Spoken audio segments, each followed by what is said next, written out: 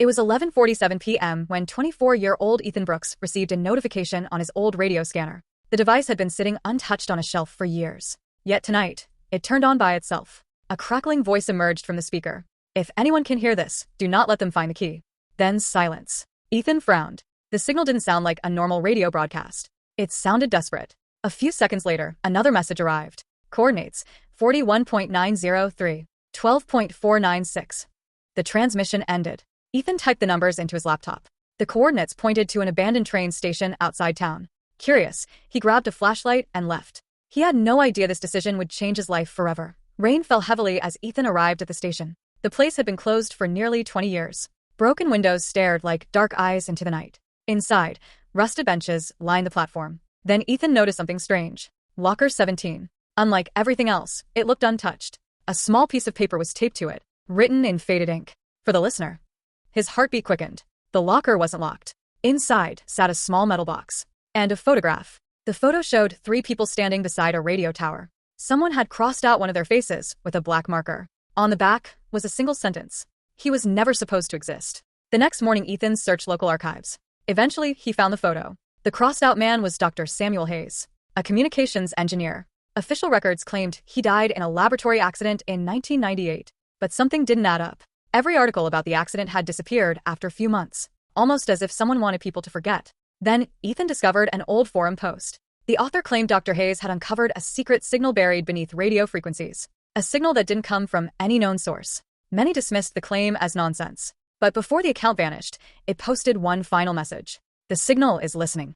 That night, Ethan returned to the metal box. Inside was a key and a map. The map led to a forest 50 miles away. At the center stood a symbol resembling a radio antenna. 3 hours later, he arrived. Deep among the trees stood an enormous radio tower. Abandoned, or so it seemed. A dim red light blinked at the top.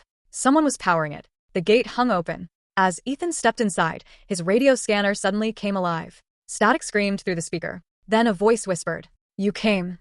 Ethan froze. The voice sounded exactly like his own.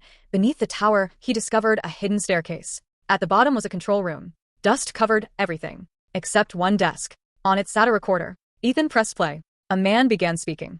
"My name is Samuel Hayes. If you're hearing this, I've failed." Ethan stared in disbelief. Hayes continued. "The signal isn't a message. It's a doorway." The recording explained that years ago scientists detected transmissions from an unknown source. The messages predicted future events with impossible accuracy. Earthquakes, plane crashes, political scandals, everything. At first they believed the signal came from the future. They were wrong. Hayes' voice trembled. "The signal comes from somewhere else."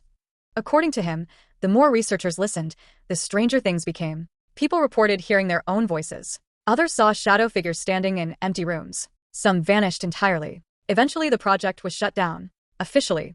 Unofficially, someone continued the research. Then the recording ended. A final sentence appeared on a nearby monitor. Words typed one by one, as if an invisible person was writing. "Hello, Ethan." He stepped backward. The computer shouldn't even have power. Yet more words appeared. "You have the key." Suddenly, every monitor in the room switched on. Dozens of screens displayed the same image. Ethan, standing there, recorded from angles that didn't exist. The footage included moments from his childhood. Private memories. Events nobody could have filmed. Then he noticed something horrifying. The timestamps. Many were dated years before he was born. A new message appeared. "We have been watching." The room filled with static. And from somewhere above came footsteps. Slow. Heavy. Approaching. Ethan ran upstairs. The footsteps followed. Closer. Closer. Then he reached the top floor. There, hidden behind a steel door, stood a massive machine connected to the tower. At its center was a circular opening. Inside swirled darkness. Not black paint. Not shadow. Actual darkness. Like a hole cut into reality itself. The scanner crackled again. "Close it." A different voice this time. "Dr. Hayes." Or someone pretending to be him. Before they come through. The darkness began moving. A figure slowly emerged. Tall. Thin. Human-shaped. But wrong. Its face shifted constantly, changing between hundreds of different people. Then it stopped. Its face became Ethan's. The creature smiled. "We've been speaking to your world for a very long time." Remembering the key from the metal box, Ethan inserted it into the machine's control panel. Warning alarms erupted. The creature screamed. The darkness collapsed inward. The tower trembled. Then, everything went silent. When Ethan opened his eyes, the machine was gone. The doorway had vanished. So had the creature. Months later, authorities demolished the tower. No records of Samuel Hayes were ever found. No evidence of the underground facility existed. As if it had never been there. But every year, on the same night at exactly 11:47 p.m., Ethan's old radio scanner turns on by itself, and a familiar voice whispers through the static, "We're still here."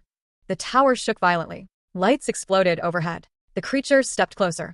"And now we're finally connected,"